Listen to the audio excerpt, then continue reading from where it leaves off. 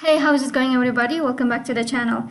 Сәлем, қалдарыңыз қалай? Сабағымызды әдеттегідей жалғастырайық. Өткен сабақтар естеріңізде болса, ағылшын тіліндегі ең маңызды сабақтардың бірі шақтарды бастап өттік. Солардың ішінде present tense және past tense екеуінде де қарадық. Ал бүгін көретін сабақтарыңыз future tense. Future tense біздің қазақ тілімізде келер шақ.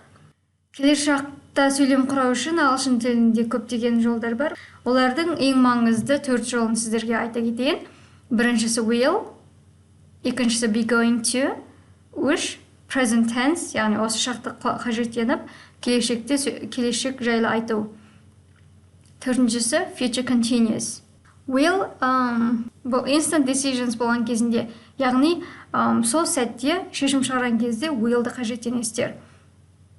Мысалы, сіз бір ресторанда отырсыз деп ойлайық, қолыңызда менюңіз бар, есіге официант келеді да, what would you like to order, sir? Яғни, не тапсырыс бергіңіз келеді? Сіз сол менюге қарап, сол жерде шешім шығарғандықтан will'ды қажеттенесіз. Мысалы, I will have the steak. Мен стейкті аламын. Немесе келесі мысал. Сіз далаға шыққалы жатырсыз, далаға шықпастан бұрын ауа райын тексердіңіз, жаңбыр жауып жатыр екен. Сонда айтасыз, it's raining outside. Далада жаңбыр жауып жатыр. I'll get my umbrella. Мен қолшатырымды алайын. Келесі will'ді қажеттенетін жағдай. Facts in the future. Келешектегі фактіні айтқан кезде қажеттенеміз. Мысалы, I will be 20 next Friday. Мен келесі жұмаға толамын. The world leaders will arrive tomorrow. Дүниежүзілік лидерлер ертең келеді. Бұл да факт, келешектегі фактіні жариялағанда will'ді қажеттенемін деп түсінсеңіз болады. I will follow him. Ever since he touched my heart, I knew.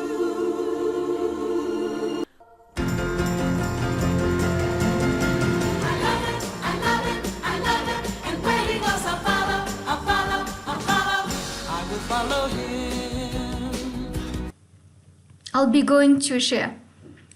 Бұның өзгешелігі intentions. Яғни, бұның өзгешелігі, егер сізде план, қандай бір нәрсе нақты сізге белгілі, планыңыз бар болған кезде going to-ді қажеттенесіз. Мысалы, I am going to go to the concert this Saturday. Мен бұл сенбі концертке барамын. Яғни, бұл сіз алдын ала планда қойдыңыз, и билеттерінде сатып алып қойған шығарсыз мүмкін. Сондықтан going to-ді қажеттенесіз. She's going to quit her job. Ол жұмысын тастамақшы. Яғни, оны көптен бері ойлап жүрген ойы. Сондықтан ол оның планы, болғандықтан going to. Екінші қажеттенетін жағдай predictions. Болжау. Келешекте бірдемені болжау айтсаңыз, going to-да қажеттенесіз. Мысалы, it's nearly 9 now, we're going to be late. Сағат 9 болып қалыпты, біз кешігетін болдық. Яғни, сіз болжап отырсыз, сіз барып болғанша уже уақыттарыңыз өтіп кетеді. Келесі мысал, do you think it's going to rain this evening? Бүгін кешке жаңбыр жауады деп ойлайсыз ба?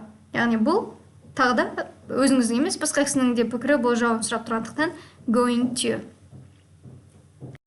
Mom, you're gonna be a mom? And you're going to be a big brother. Say hello to your hermanito. Келесілерін қарайық. Present tense. Толығырақ айтқанда present continuous'ты қажеттеніп, келешек жайлы айту. Мүмкін ойлайтын шығарсыздар, қалайша осы шақты қажеттеніп, келешек шақты айтамыз деп. Бұл ондай аса күрделі емес. Мен сіздерге қазір мысалмен түсіндіре кетейін. I'm going to the cinema. Бұл өздеріңіз білесіздер, осы шақ I am going to the cinema. Мен кинотеатрға бара жатырмын. Now, яғни мұнда қазір деген сөзді қосып айтсаңыздар да болады. Ал қоспасаңыздар да болады, дидактта түсінікті. Келесі мысалға қарайық. I'm going to go to the cinema tonight. Бұл жаңа айтып өттім. Be going to деген қажеттенген future. Келесі I'm going to go to the cinema tonight. Ал бұл сол future, present continuous'ты қажеттенген келешек шақ. Яғни, бұны екеуін қалай айырамыз деген кезде, грамматикасына сөйлем құрылысына қарасаңыз, I am going to the cinema, яғни мен киноға бара жатырмын. Тек өзгешелігі tonight деген сөз бар. Tonight дегеніміз бұл бүгін кешке, иә? Негізі бұл жай бұлай present continuous болып кеткен жоқ. Екінші мысалға қараңыздар. I am going to go to the cinema tonight. Бұлай ауызша айтқан кезде өте ұзын, 2 рет go қажеттенілген. Сондықтан мұның идеясы болған кезінде сол сөйлемді тие қысқартып айтылуға оңай еткен. Яғни бұл жерде going to the алып тастаған, сосын tonight дегеніміз, яғни келешек шақ, бүгін кешке. I'm going to go to the cinema tonight. Өте ұзын сөйлем, сөйлеген ауызбен айтқанға да біраз қиынырақ. Сондықтан бұның идеясы болған кезінде future tense-тің going to-сын алып тастайды да, келесі негізгі етістікке ing жалғайды. Мысалы, I'm going to the cinema. Ал солай жасасаңыз, бұл present continuous, яғни осы шақтың жалғасымы болып кетеді. Бұл жерде ескере кететін жағдай, егер оны келешекте айтқыңыз келсе, келешектің уақытын білдіретін бір сөз қосып бересіздер. Мысалы, tonight, tomorrow, this evening, next month деген сияқты. Келесі мысалды қарайық. It is raining, яғни қазір жаңбыр жауып жатыр. Бұл present continuous, осы шақтың жалғасымы. Келесі сөйлем. It is going to rain this afternoon. Бұл жерде going to бар, яғни бұл future tense, келер шақтың сөйлемі. Аудармасы, бүгін түсте жаңбыр жауады. It is raining this afternoon. Жаңағы айтқандай going to-ді просто алып тастайсыздар. It is алып тастап, келесі етістікке ing-ні жалғап бересіздер. Сонда it is raining болады. Яғни осы шақтың жалғасымы болып кетеді. Ал бұны келешектің сөйлемі болдыру үшін просто келешек шақтың уақытын білдірген сөздер қосып бересіздер. Мысалы, this afternoon бұл жерде. Яғни it is raining this afternoon. Бүгін түсте жаңбыр жауады. Қысқаша айтқанда, егер present tense continuous'ты көрсеңіз, содан кейінгі бір келер шақта уақыттың мезгілі келетін болса, онда келер шақ деп ұғуыңызға болады. Daddy's taking us to the zoo tomorrow, zoo tomorrow, zoo tomorrow. Daddy's taking us to the zoo tomorrow, and we can stay all day. Future continuous.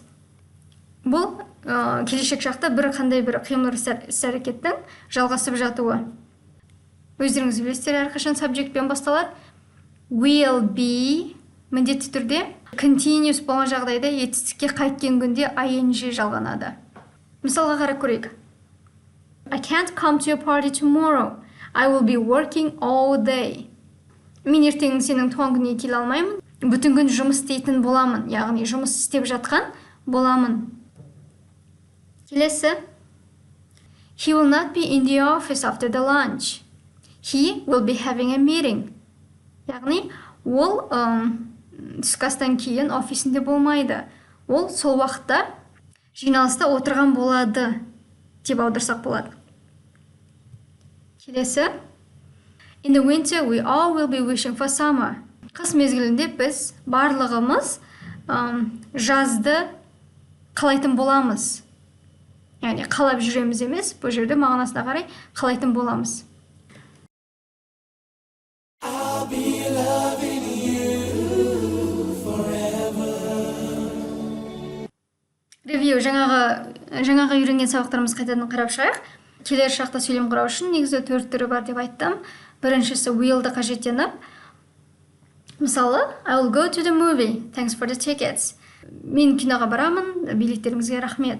I'm going to go to the movie on Sunday. Мен жексенбі күні киноға барамын деп бұл жерде сіз алдын ала план жасап қойғасыз. Үшіншісі, келер шақта present continuous'ты қажеттеніп сөйлем құрау. I'm going to the movie on Sunday. Бұл жерде жаңа айтып өттім. Going to-ды алып тастайсыз да, келесі етістікке ing жалай саласыз, және келер шақтың мезгіл уақытын білдіретін сөзді соңына қосып бересіз. Бұл жердегідей, просто going to-ді алып тастадыңыз, келесі етістік go-ге ing жалғап going to the movie on Sunday деп келеді. Төртіншісі, баратын боламын деген негізі қазақшаға солай ойлау керек шығар. I'll be going to the movie tonight. Аудармасы, мен бүгін кешке киноға бара жатқан боламын.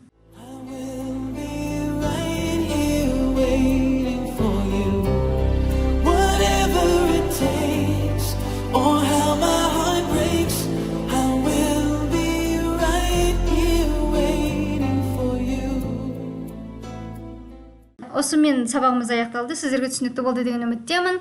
Егер де қандай да бір сұрақтарыңыз немесе келешекте үйренгіңіз келген тақырыптарыңыз болса, комментарийда қалдыра отырыңыздар. Міндетті түрде оқитын боламын. Келесі видеоларда кездескенше, take care of yourselves and have a good one. Bye bye.